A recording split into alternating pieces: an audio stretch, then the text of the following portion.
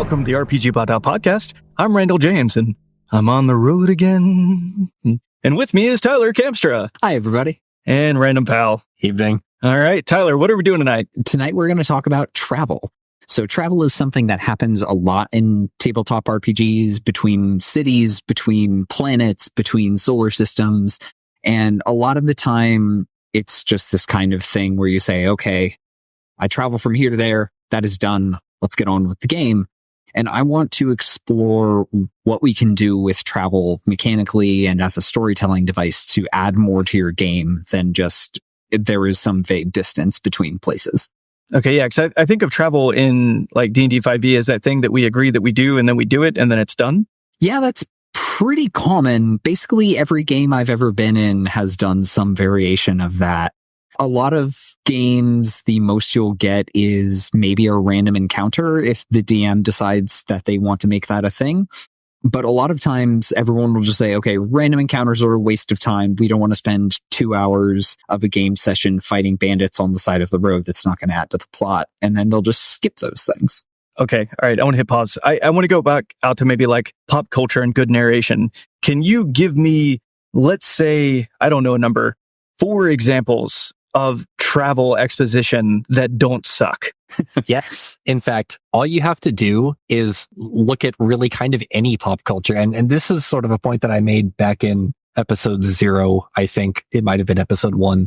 Basically, story is not told during fights. And that's by design. A fight can advance plot, and it absolutely does, particularly in these pre-written modules where the fights that you're having, they are expected to be weaved into the narrative. In general, character growth isn't going to happen while you're swinging a sword. Character growth comes from dialogue, and you have dialogue during the moments where you're traveling, because that's when you're not doing anything more interesting than talking. You know, if you look at things like the recent Tom Hanks movie that's on Apple TV, it's literally just Finch, thank you. Is literally just a movie about him traveling, basically. That's travel. That's the whole thing. Road trip movies are a thing. I'm going to slightly date myself and also suggest something that is mildly inappropriate. Eurotrip is a hilarious movie that I will sit down and watch anytime you want me to, which is, again, explicitly about a lot of travel. You could go on and on and on. You will find so many instances where travel is set as the backdrop because it affords so much time for both new experiences and dialogue, which is the core of telling a story.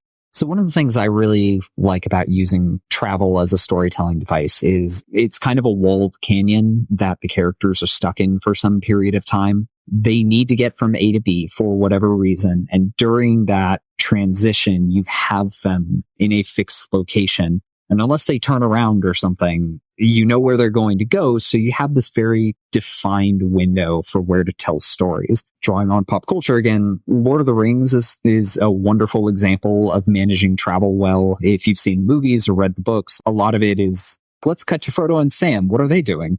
Walking sure sucks, Sam. Sure does, Mr. Frodo. Yeah, no, I mean, that's a great example. Like that, the entire novel and the movie series it's like, well, I suppose we want to go there now, except for half the people don't actually want to go there because it's going to suck. It can be summarized as, and then it got worse.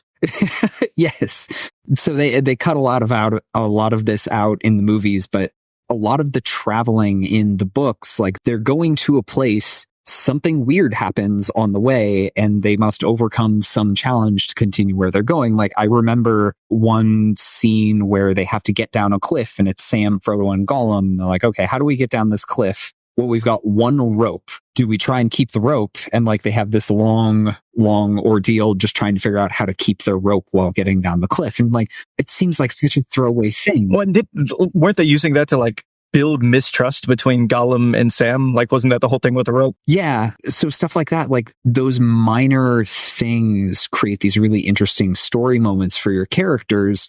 And a lot of times, like there's no NPCs around. So it's just intra-party role play. A lot of times the play acting aspect of role play happens when you're surrounded by NPCs, when you're talking to other people, and when you're not necessarily just talking to your party. Again, that boxed canyon, the walled canyon that travel creates can be really great for character development. So I guess across tabletop gaming, I'll say this. First of all, most DMs, I think their initial instinct is, let's just move to the action, and the action's happening in the next town over, the next city over.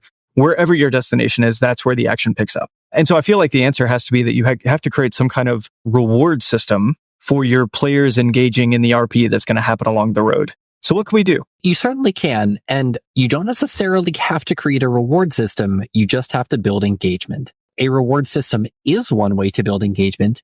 And in fact, that's certainly a thing that I have done in the long-running Rise of the Runeloads campaign that Tyler talked about. I would, at the end of the episode, ask the players to vote on who role-played best and give them an XP bonus. That works much less well in 5th edition, where 5th edition, especially, I mean, if you're reading any of the more recent modules, they are literally explicitly saying, we expect you to use milestone leveling. Giving someone an XP bonus didn't really matter. If you do come up with some kind of reward system, maybe it's your character's deeds become more and more noteworthy, and your legend gets told. And so when you arrive in town, the player with the most roleplay tally marks over the preceding campaign gets recognized and gets special treatment. Like, oh, you get the best meal and you get to stay in the best room in the inn, and the mayor comes and pays you a special visit and thanks you for showing up at, wherever you are, or something like that. A reward system could work. Yeah, I guess I'll offer a couple ideas they could do. So I think at some point we're going to talk about random tables, and that is to say that random tables are awesome for this. Just having some encounter or a set of encounters that possibly could happen, and then just a roll of dice where sometimes nothing happens and sometimes something interesting happens. You could give players a choice. And so the idea is, yeah, you have to go from point A to point B, and in point B, you advance the larger campaign that we're playing. There are 2 paths you might take. One of them is a much easier path to take. And in the other, they've been having some trouble. Something keeps bothering travelers on the road. There's a monster or there's some bandits that keep attacking people. At this point, the players can make a choice. Do they want to do that thing? And if they're, let's say you have a bunch of lawful good players, they might want to take that path in order to stop the bandit, which could open up another storyline. It could give an opportunity to give some loot. And if you like talking about how to build that reward system, the answer might be, yeah, when they do choose to divert themselves and to take on this activity, I make sure that they walk away with something that's good.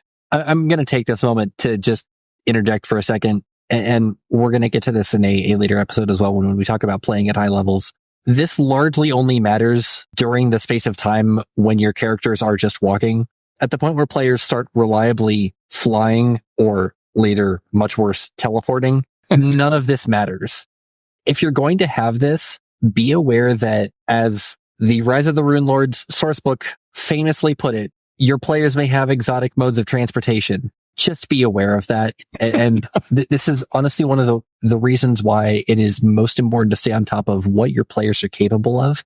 If you have all of this plot written up for this side campaign that you're going to try and steer people towards on the road to something, and they just tree stride past it because they have a ranger, great. Be aware that a lot of players, particularly the sort of players who may be listening to this podcast who are optimization focused, will be trying to skip the stuff that you put to challenge them in between things. Hit them with this early, and or try and build that expectation into your session 0. Like, hey, look, I know you guys can teleport. I know you guys can do this. We can do that, or we can run the game where we try and actually have character involvement during travel. That's a thing to keep in mind as you try and figure out, do I want to bother writing up this stuff for side campaigns? Because they may just ignore it. So I want to draw another pop culture reference. So the Elder Scrolls series, Skyrim, should be present in people's minds since it's been released how many times now? I think we're into double digits. Came out on November 11th, 2011. Easy date to remember. Wow. Anyway, so Skyrim is a good example of how to do this both well and terribly at the same time. So Skyrim is really good about giving you a million different things to do along the way from point A to point B. So you start the plot, somewhere on the way to the plot, you follow a side quest, and that side quest leads you to side quests. And 40 hours later, you haven't gotten to the second step in the main plot, but you're like the archmage and the leader of the fighters guild or whatever, and all those things. The travel in Skyrim is really good at presenting you with opportunities to explore, to kind of lead you off the direct path. But Skyrim, fun gameplay, not a ton of character development because, there's no one else to really talk to. Your character's personality is pretty undefined. It's not really that sort of game. But the kind of fractal spreading quest system can be an interesting example of how to present side quests along the way during travel. But at the same time, Skyrim also has fast travel, so you can just skip all that. If you just want to do the main plot, you can just be like, oh, I didn't even realize there was a road between these two cities because I only ever teleport back and forth between their front gates. I think that's a great analogy to something that could work well for your game. So in Skyrim, the first time you go somewhere, you actually have to travel to that place.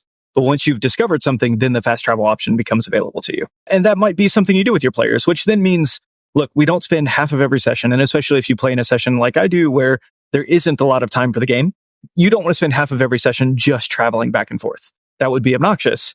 And so that might be a good compromise, is to give your players like, hey, okay, look, you're going here for the first time. It's a new place that you've never been. You're going to have to trudge through it. But from here on out, I'm going to give you some option, which is basically that we'll just get there so that you can advance your plot.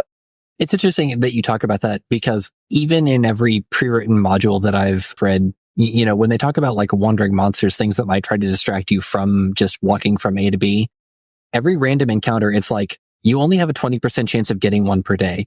Obviously, that's how much combinatorics do we want to do about how likely you are to actually hit one between various places. Realistically, I mean, that means that you're going to go 4 days without hitting anything in a statistically ideal world. Perfectly flat probability curve. Spherical cows in a frictionless vacuum. These are, particularly as you start getting more and more powerful, these are characters who are used to fighting demons, characters who are used to, like dealing with these big local and then larger, continent spanning challenges.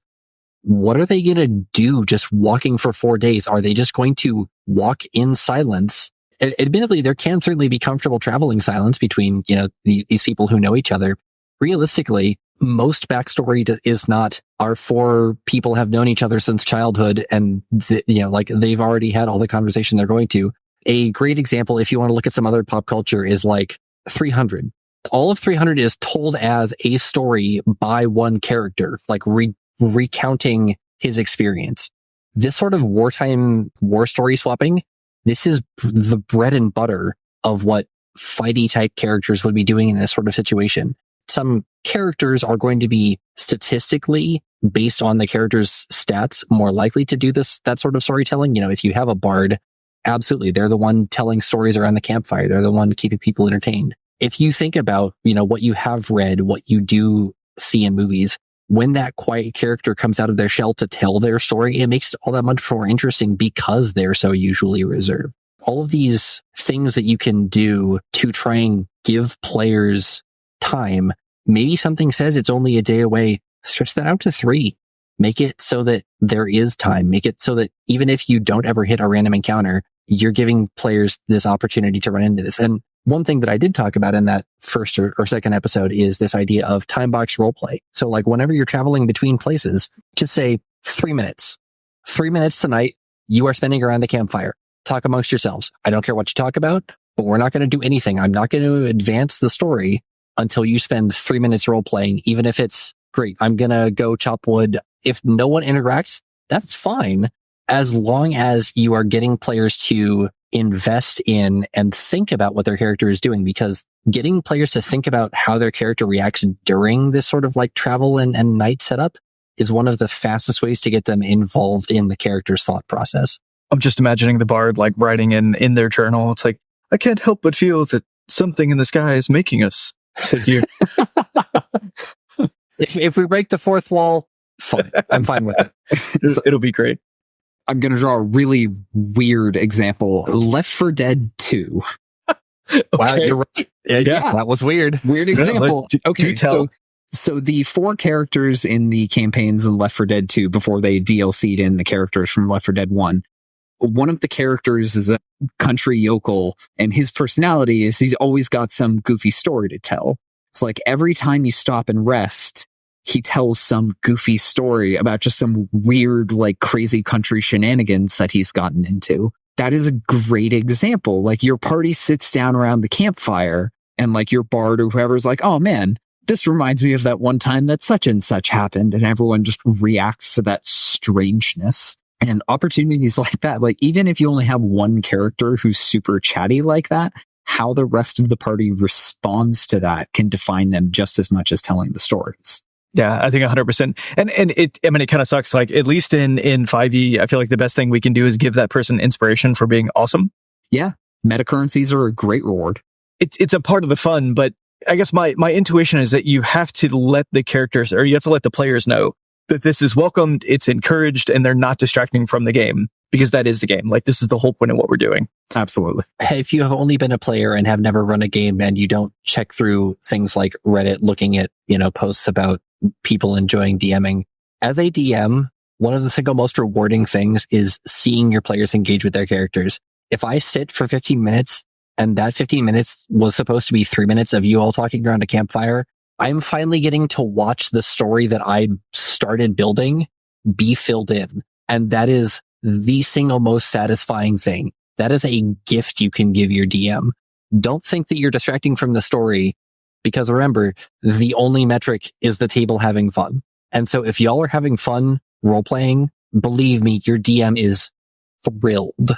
Yeah, I think absolutely. You brought up a good point that as player characters get to a higher level, their modes of transportation available will be more exotic. And actually, I want to talk about that in a second, because I think even the modes of travel available to us are super interesting. Let's focus maybe on the level that in the beginning of a campaign is the most likely time when they are going to have to do something as mundane as walk or ride a horse. Frequently, yeah. I think this is a great time to use the fact that they have to go from point A to point B to do your world building. The environment isn't just the city. What little towns, what farmsteads do they pass through as they're going from point A to point B? Is it clear plains? Is it mountains? Is it foothills? Do they have to go through a jungle? Are they in the desert? Like, all of these things are super interesting, and you can use getting from point A to point B with some idea of random encounters, and they don't have to be combat encounters. If you meet a group of pilgrims that are heading to a holy site and they're all, trying to convert you and tell you how awesome their faith is, that tells you something about the environment you're in. If you meet people who are fleeing famine because they've heard there's food in the direction that they're heading, that tells you about something about the scenario that you're in. While we've been bringing a lot of pop culture into this, I want to take a minute to reference Amazon's current interpretation of Wheel of Time. The entire stated purpose at the outset was, let's go from where we are to this other place. And if you have watched that series, they don't get there. Oh, it's literally like 8 episodes of them not getting there and being distracted. Like, we got to this place and then this happened, and then we got to this place and this happened, and then we got to this place and we all split up, and now we need to spend an episode following these people and an episode following these people. And that only happens because they're walking. But it's still great storytelling. I mean, Jordan is undeniably a master of his craft. You look at this, and while people are just on foot, you have that capacity to do great storytelling. And in fact, if you aren't, while of course the trope of don't split the party, if you are writing your own content, if you are doing homebrew campaign, that can be a fascinating story, forcing players to choose. 2 of you are going to get split off. And, if we're assuming our standard 4 to 5 person party.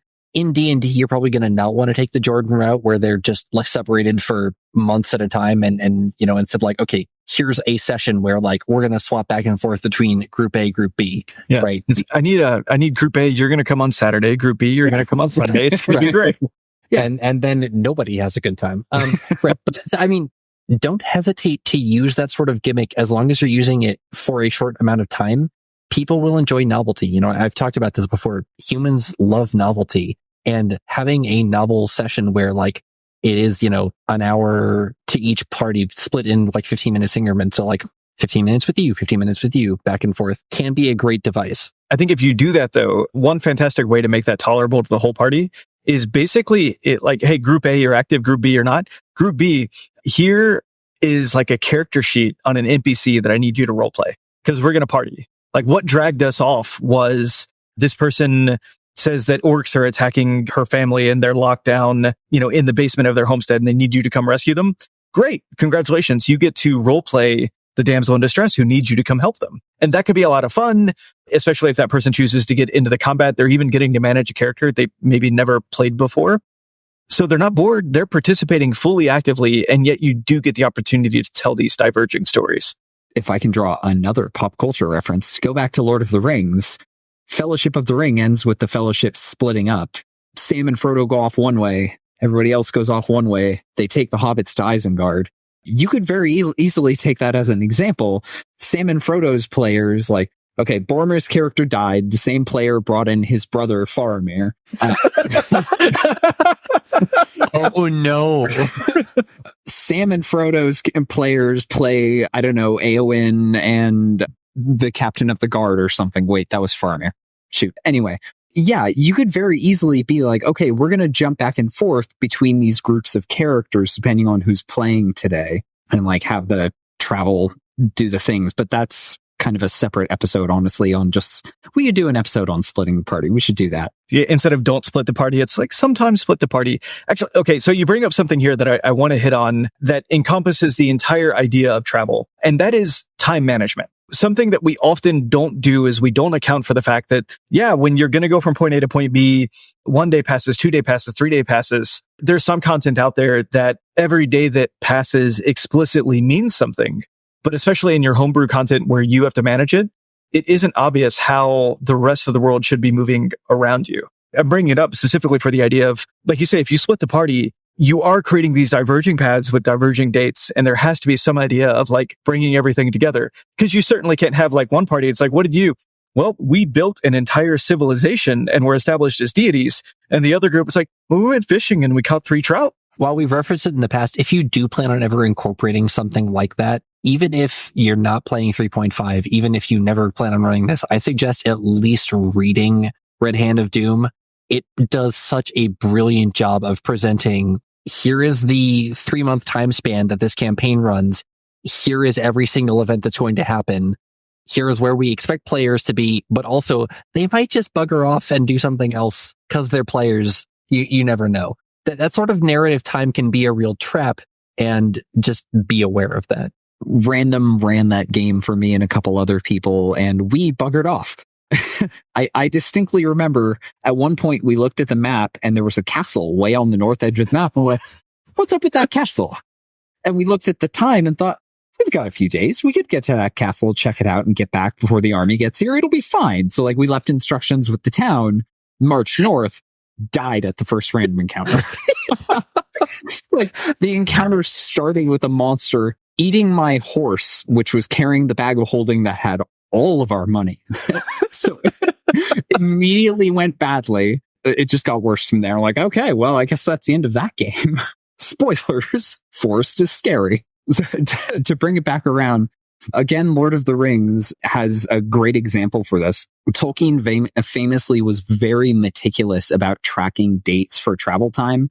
He had notes on like where everyone was on any given date throughout the story, because he was absolutely convinced that readers would read the book and figure out that the dates lined up. So he was super worried about Reddit in 2021 going and reading his book and be like, Tolkien did a great job tracking the time and like made all the time sensible and like everything feels plausible. The travel distances all make sense. And he did a really good job on that. But then there's also video game examples like Skyrim where it's like, yeah, I'm going to take 700 days to go kill mud crabs and the plot's just going to hang out.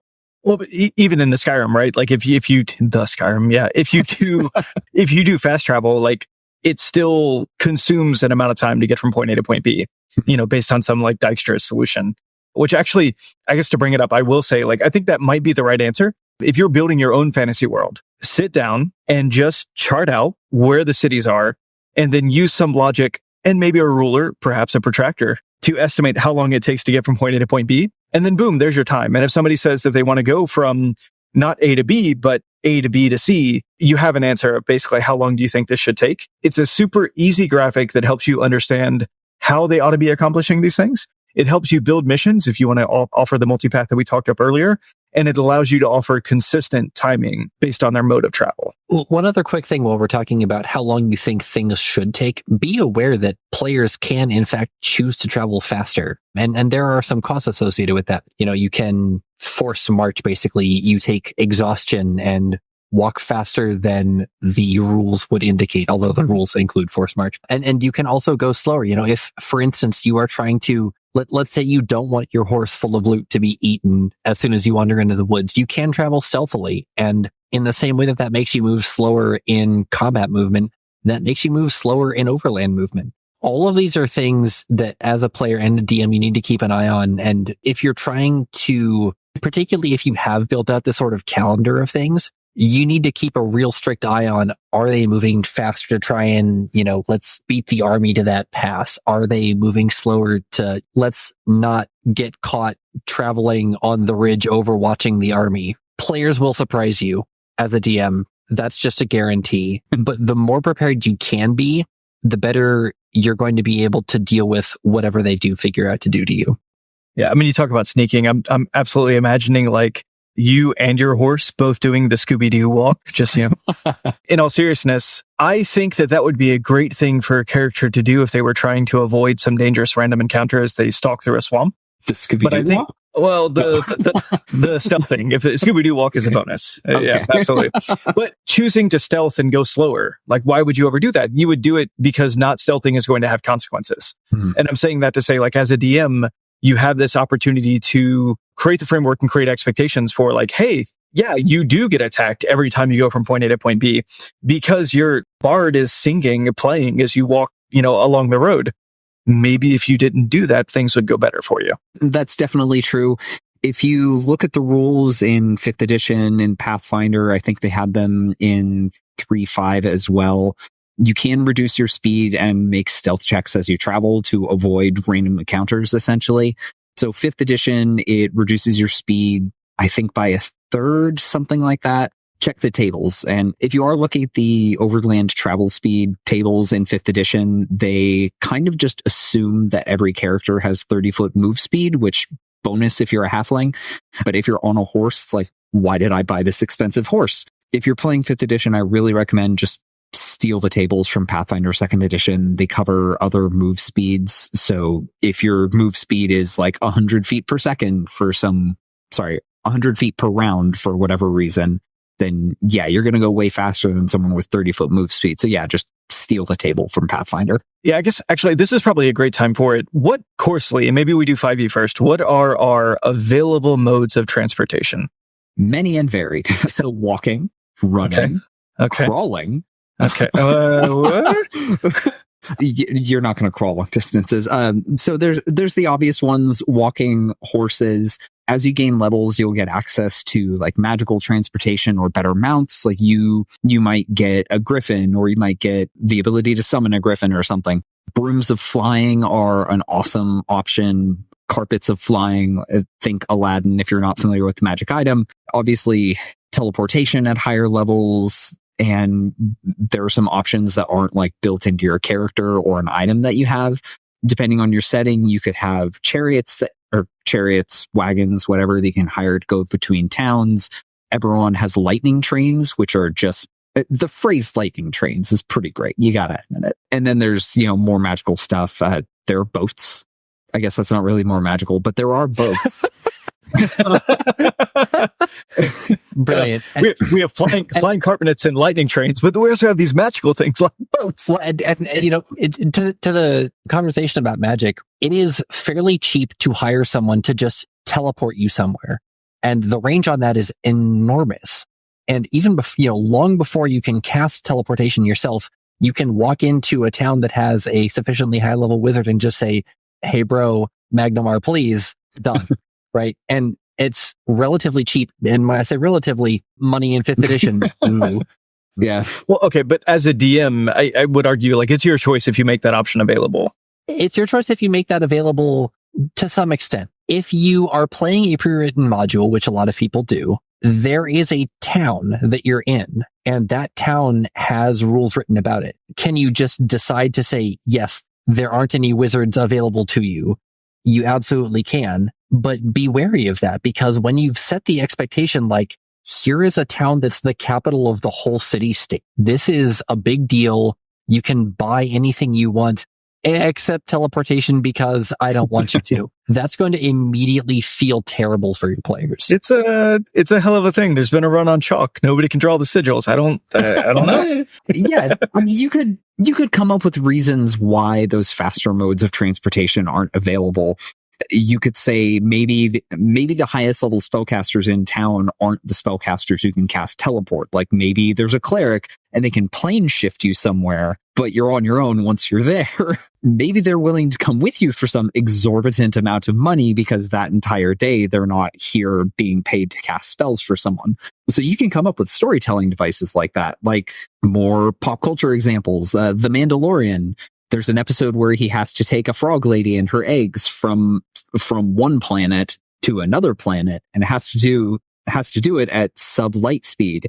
And we basically never see travel in Star Wars at below light speed. So he does this whole long thing. He's like, this sucks. It's kind of hand waved and they don't explore it a whole lot. But the fact that they came up with a storytelling device for why he doesn't just warp speed functionally teleport between planets, you can come up with something that feels plausible. It really is the perfect analogy for what we're trying to get at, though, because every week, every episode is like, oh, we need to get from here to there. Boom, we're there. It's done. Let's get on the planet. And for this one episode, they're like, okay, we want to tell an in-transit story. Why would we ever do this? And of course, they give you the shtick, complete with Baby Yoda eating frog lady eggs. Yeah. Anyway, spoilers. You think she would have counted? Yeah. No, that episode was hard if you think about it. I do actually I want to say for a second, I actually, in D&D, especially when you're trying to elicit role-playing, I love the idea of an escort mission. If the idea is like, I have to get you from here to there, and pirates are going to show up and try to kidnap you, or there's going to be bandits or kidnappers or bears. Either way, I need to get you from here to there, and just forcing RP on it. I feel like you could have a lot of fun. You get to be, the voice of the DM is present as an NPC for it. I think it's great. Yeah, but we've talked a little bit. NPCs are a great way to build that sense of not dread, the one before dread, anxiety. Nope. Tension? Yeah. Anxiety, I think. Yeah. Anxiety was the thing. Yeah. Because NPCs are a thing that your players don't have immediate control of. They can't defend it as well. And there are, real consequences if an NPC dies, particularly if you've been tasked. Here's a princess that you're trying to get from point A to point B. If you let that princess die, God help you. And I say God here in whichever God your character happens to worship, because they're all going to need to come help. So, there's a lot of ways that you can turn that into a brilliant storytelling moment with very little prep. This might be a little bit of a spoiler for Curse of Strahd, and Random has probably already experienced this. I assume you've experienced this. You only have written Ideas Mark alone, damn it. Yes, there was an escort mission in Curse of Strahd. If you mess up the escort mission, Strahd shows up. So, very high stakes. Don't mess that up. Like, literally, final boss shows up halfway through the game. It's like, I'm going to kick your teeth in. So I wasn't ready yet. Yeah, exactly. Yes. And like you guys said, having a voice of the DM there to prompt storytelling and intra-party roleplay, or even just having an outside voice to come in and be like, wow, you guys are weird and dysfunctional. Look at these weird interactions between all of you never speaking. Like, stuff like that might bring. I noticed we've been walking around for 3 days. I noticed you don't talk a lot. Yeah. What's going on there? Yeah. Yeah, exactly. Okay. Now I'm going to ask a real world question. Randall, you're a person who goes outside. I have. When you go on like backpacking trips or long walks about in places where there's not civilization, how much talking do you actually do between people when you're physically exerting yourself going up and down like geological features? I hate to say this on the podcast. I am probably not as physically fit as my character is. That's fair. Yeah. No, but that being said, there is quite a good amount of talking. There's a strong correlation, I believe, between the physical fitness of the person talking versus the folks who maybe speak the less words. Like if I looked at mile times and words spoken on a hiking trip, I think there's a strong linear correlation there. That's all I'm saying. And I can see that. In case you do try and use this as justification, this is more a constitution thing. This is not a strength thing. This is not like, yes, I'm going to be quiet because I'm physically scaling my cliff. I have the capacity to climb, run, jog for long distances. Yeah. Just in case you're trying to be like, oh no, I'm just a wizard. Okay, well, if you're a reasonably fortitudinous wizard, no. Yeah. Most of the wizards I hike with don't do a lot of talking, but no, I'll now, all jokes aside, usually you are in a conversation, especially early in the day or like right after a meal when you've had a break. You do hit a point where it's like, okay, I'm wearing my rain gear. it has started raining. We are at least 2 hours from the nearest campsite where we can actually like pitch tents. And maybe if the rain has stopped, have a fire. If not, I'm just going to be trying to get dry in my tent. Usually around that time, not to say that people wouldn't mind a conversation. Most people get quiet.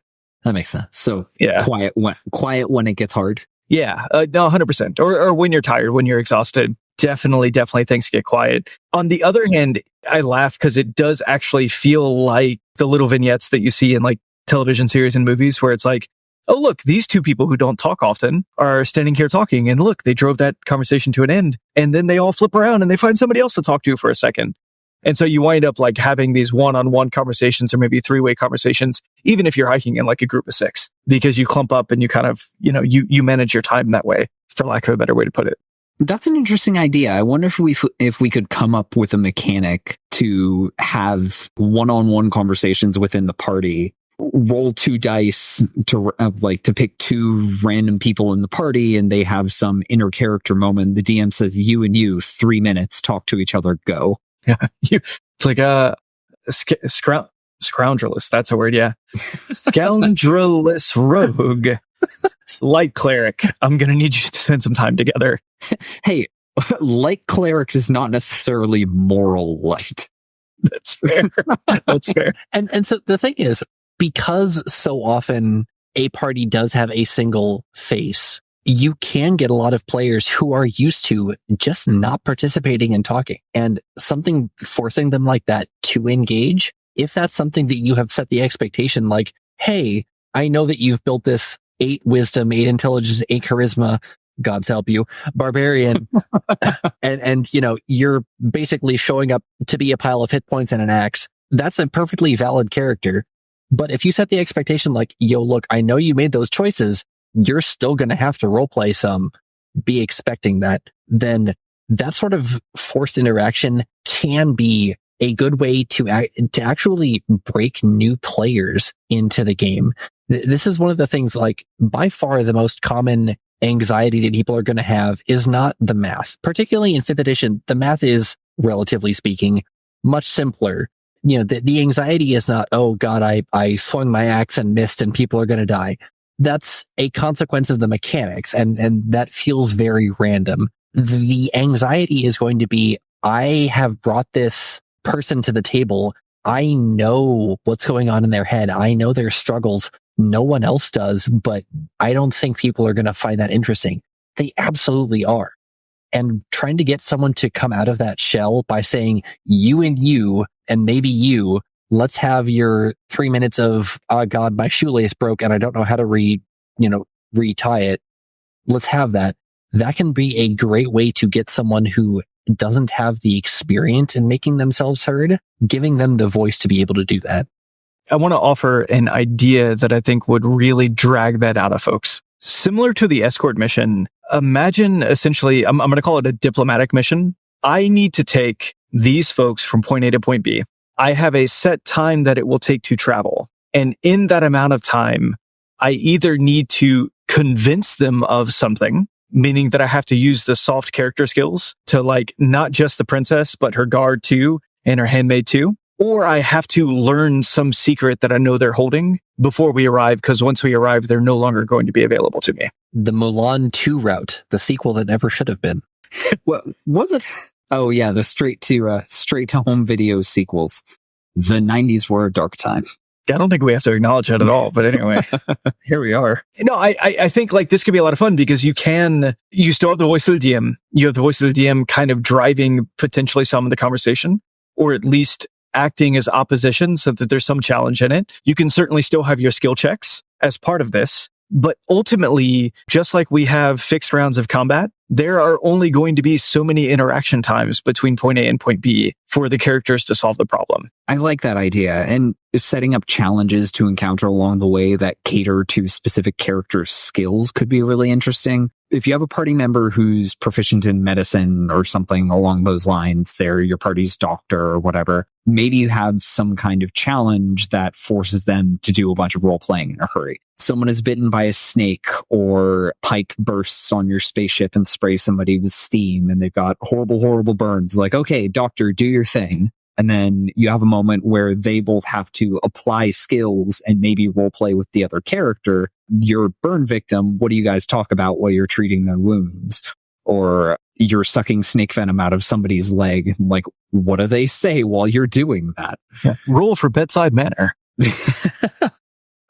That's actually not a bad idea. Just like a charisma roll for bedside manner and see how everyone feels about the interaction. Like, I am physically healed. I am emotionally scarred. It's like, I'm still in pain. I also want you to leave. So I want to draw another really bizarre and random pop culture reference here. If anyone has ever played the famous video game Oregon Trail, that's a really good example of how to throw these sorts of problems into your story. Oregon Trail is a game about travel. You are going from A to B, and the entire story happens in those points in between. You know, everyone gets dysentery, etc. This reference is going to keep getting dumber, so just bear with me. There was a Kickstartered Oregon Trail card game a while ago that I picked up, and I forced Random to play with me once. And I have it right here, and conveniently, I can just take these cards and just draw from them at random and just use these as plot points. Like cholera. Okay, someone in the party has some form of disease that they picked up while traveling. What does the party do? Broken wheel. You can apply that however you want. Like your ship's engines burn out, your horse throws a shoe, something like that. Extreme cold, like you have some weird weather event. What does the party do? Do they hunker down in the blizzard? Do they all have cold resistance and they keep marching? But yeah, like I can keep going. Oh, dysentery. There's a lot of dysentery in this. Okay. Bring it for that purify water, please. Yeah, no kidding. Yeah, throwback to the food episode.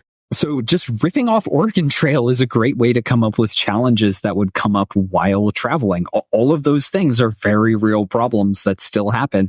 Even in a modern game, like your car gets a flat tire, a rock smashes your windshield, you run out of gas unexpectedly, you have some other travel problem, someone gets motion sick, stuff like that. Simple real world problems still happen to your high level adventurers, and maybe they handle them with like, I cast first level Dramamine on the person with motion sickness, and you keep going. Exploring those challenges and how the party chooses to solve them still gives you some fun story options. Yeah. First level Dramamine, we're gonna homebrew that. Yeah, I'm just gonna say, producer Dan brought up we could also borrow from National Lampoon's Vacation, and I want to let that ride.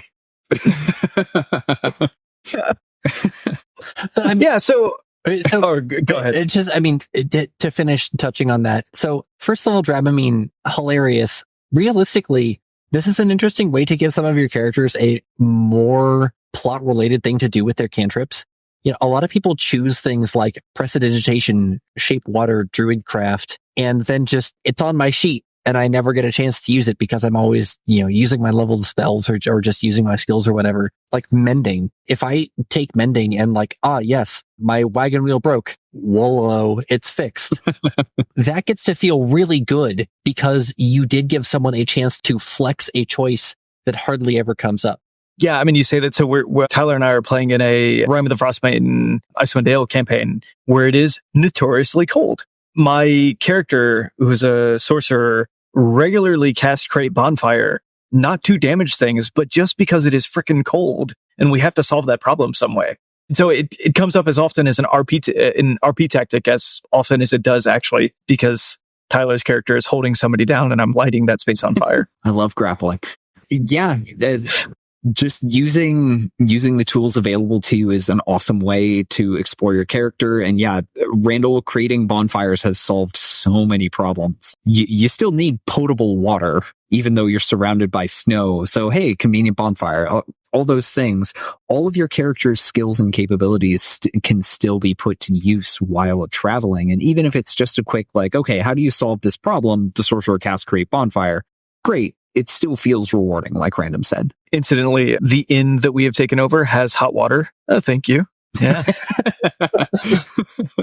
All right. So I kind of want to do a recap because we've talked a lot, and I think more than a lot of episodes, we kind of rambled, but it was great. So one, especially early in a campaign, leveraging travel to do world building and to do RP can be really powerful, both for the characters and to build the environment that you're playing in. Two, it can set expectations that travel can be fun with your player characters, so that even when they do have options that allow them to travel more quickly between point A and point B, they might still choose the slower option just to engage in some of the activities that you've started to develop as a muscle. And then three, as a DM, you can't be surprised as your characters get to higher levels that they might leverage the tools available to spend less time traveling and spend more time basically banging out the action of the actual campaign. All right. Tyler, do we have a question of the week this week? We do. We have a question of the week that came by email from a while back. So this comes from, I'm going to try to get the name right, Mike DiBenedetto. I probably got that awful, but text is hard. The question is, what is the opportunity cost for feats in 5e? So this gets into the fundamental math of the game, and I'll link an article about it that I wrote a while ago. I'm actually going to cut you off for a second. Okay. I think for longtime listeners, you would recognize that I'm the fella who's basically mostly only spent 5e. I've branched out, but not quite as much as these folks. What is the opportunity cost for feats in 5e? From just reading the player's handbook, I don't think I could actually tell you what a feat is. And it wasn't until Tyler gave me a great analogy about the Fallout game series. And then I bought a copy, Pathfinder 2.0, and read that finally the distinction between like my abilities and these sort of things versus feats actually made sense. I say this to say, let's talk to listeners, like what is a feat and how do we distinguish feats from the abilities that our players have generally? Feats are a holdover from previous editions, particularly 3.x, where feats were options available to any character who met a specific prerequisite. In 3.x, there was a much more standard, like, you are going to get these feats. They're going to define how you build your character. In 5th edition, that's much less important, although still, one or two feats can still be very critical in how your character functions. I want to stop for a second. So in 3.x, it didn't really matter what race or what class you had chosen. You might still have these feats available to you, and therefore multiple different classes could actually ride the same feat tree. Yeah, and so awesome. Feat trees, like you said, were actually a much more common thing in 3rd edition. So if you want to look at some really common, really popular ones, Whirlwind Attack is one that came from the player's handbook, just the player's handbook alone, where you would have to take dodge to take spring attack to take one other thing, and then you could take whirlwind attack. Dodge, mobility, spring attack, whirlwind attack. Yeah, thank you. Yeah. No one ever used the feat because +4 to AC only against opportunity attacks from moving. Great. Yeah. See, a lot of them were a little bit underpowered because they led down this tree. So whirlwind attack as itself, very powerful if you optimized for it. Give up your attack to attack everything within reach. If you position yourself well and you have something like a spiked chain, rip in peace, you could suddenly make 4, 5, 6, 8 attacks on one action, and that was great. Now in 5th edition, they are much more, I will say, well-defined. You're not going to have any feat that does something that doesn't matter. You're not going to have any mobility equivalents where +4 to AC against attacks of opportunity generated by moving. Great, because, that leads to spring attack, which then leads to something you actually care about. And so opportunity cost, like Mike is asking about, in 5th edition, technically speaking, feats are an optional rule. Realistically speaking, I've never seen anyone not use them. I suppose you could. If you only have access to SRD, theoretically, you only have one feat. And so you probably don't care to use them. So if no one has bought the books, then there you go. At every 4th level in a class, and then the math gets a little bit funky towards the end, you get your option to choose from either 2+1s, 2 stats, which can go to the same stat, or a feat. And the opportunity cost really scales depending on how mad is a term you may have seen across the site or may have heard us talk about. That's multi-ability dependent, how mad your character is. So something like a straight class caster, right? Something like a wizard that stacks into the sky and never cares about any other stat as long as they can live. The opportunity cost for feats is pretty low because if you've optimized well and you've used point buy, at level 8, you have naturally capped your main stat that you care about, and then everything else you can just stack on. But then, if you choose to do something like a paladin, like in the guide that I wrote for the Oath of Conquest Paladin, which takes a 2-level dip in Warlock, they never actually take any feats beyond the one that you take because you so desperately want your strength capped, you want your charisma capped, and you want as much constitutions you can get. It's a huge sliding scale depending on your character. The math here is pretty interesting, in my opinion, because I like math. The progression of enemy AC, progression of monster AC, assumes that you're increasing your primary stat at levels 4 and 8. If you crack open the Dungeon Master's Guide and look at the table for quick monster stats, you'll see that the AC progresses to keep in pace with the ability score increases and proficiency bonus increases that you get as you gain levels. It keeps in lockstep with the expected character progression, so that a character who is following that progression perfectly will always have a 65% chance of hitting on an attack roll against an expected AC for that CR. And I'll link the article where I explain this all in more depth. If you take one feat instead of increasing your primary ability score, you are 5% below where you're expected to be. So you go from 65% hit chance to 60% hit chance. So that 5%, like, that doesn't sound like a lot. It's the equivalent of a +1 on your attack rolls. Like, if you can get a +1 weapon, you'll offset it just fine. But that can add up. If you're multi-classing and you're delaying your ability score increases, if you're taking multiple feats, that math adds up, and it can become a problem over time, because that 5% lower miss chance means you're doing 5% less damage on your attack rolls. You're 5% less likely for your spells to succeed. So you need to make sure that when you take a feat, it's going to provide a benefit which is going to offset that 5% reduction in your effectiveness. And then for those mad classes, barbarian to some degree, monk, paladin, classes that really need high ability scores in a lot of places, taking a feat means that you're probably not going to max all of your ability scores, and that can be fine. You just want to make sure that whatever you take instead is worth that cost. I have one tiny bit of trivia. So a lot of people don't know this, but 3rd edition was designed and released not long after the original Fallout game came out. And feats actually came from Fallout. Fallout 1, like the very first Fallout, or the character advancement system, was based on 2nd edition AD&D. And when they were designing 3rd edition, they didn't have feats, and like you basically just got your class features as you leveled up. And they found that it was really unsatisfying to just have this straight progression with very little customization. So feats were added onto the system after they saw how much fun perks were in Fallout. It's fun to see the ideas kind of go back and forth between the sources. Like Fallout takes D&D's level system, and then D&D takes Fallout's perk system. It's really cool. I like it. Nice. All right. Well, thank you for the question of the week. We do appreciate it. All right. I'm Randall James. You can find me at amateurjack.com and on Twitter and Instagram at jackamateur. I'm Tyler Kamstra. You'll find me at RPGBOT.net. On Twitter and Facebook, RPGBOT.net, and patreon.com/RPGBot. I'm Random Powell. Congratulations to the one of you who has found me so far. And if any of the rest of you are looking, I am in places where people play games, often Harlequin or Harlequint. But mostly you'll find me here contributing to the website and the podcast, RPGBOT.net. All right, perfect. All hail the Leisure Illuminati. Hail, hail, hail, hail, hail. Yeah, thanks to producer Brett Dan. We do appreciate it. You'll find affiliate links for source books and other materials linked in the show notes. Following these links helps us to make this show happen every week. This week, in particular special, we will have a link to Eurotrip, a fantastic film. Well, sorry, if we're going to do that, we also need to have the link to the XKCD episode that I used to reference why Eurotrip is an important piece of pop culture. Carry on. Okay, no, absolutely done. Not fun for the whole family. If we're going to stick that in there. Now we're going to keep going. You'll find our podcast wherever fine podcasts are distributed. If you enjoy this podcast, please rate, review, and subscribe. And please, please, please share it with your friends. If your question should be the question of the week next week, please email podcast@rpgbot.net or message us on Twitter at RPGBOT.net. Thanks, folks. We do appreciate it. Yeah. For the outro there, I really wanted to find some way to roll Shitters Full into All Hail the Leisure Illuminati, but I couldn't. Just, You mean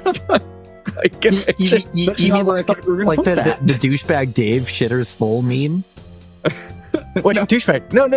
Christmas Vacation. Yeah, National Lampoon's Christmas Vacation. Oh, okay. One of the Quaid brothers, the crazier Quaid brother, comes out, and he's like in his RV, and he's like, Shitters Full. And then I think they dump it into the street, which is very illegal. You shouldn't do this. But here's the deal. I could not imagine the world where I say shittersful and then everybody else says hail. Yeah. Wonderful. So I abandoned it. To live in that world. So I abandoned it. That was probably for the best. Yeah. Please.